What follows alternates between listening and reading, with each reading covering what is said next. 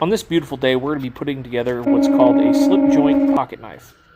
I did a lot of the prep work the day before, but now that we got that wood cut away, we can start working on some silver inlay. I'm fairly new at this, so hopefully with more practice I'll get a lot better. Once you get the silver where you're wanting it, you want to lock it in place with a little bit of water.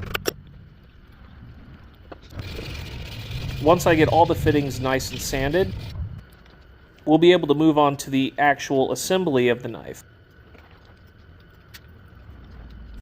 You want to put a little bit of tension onto the spring so that the pin will go in freely. Once you get everything riveted together, you'll be able to do the final sanding and shaping. Then all that's needed is a nice finish. If you like this content and this type of video, please consider subscribing.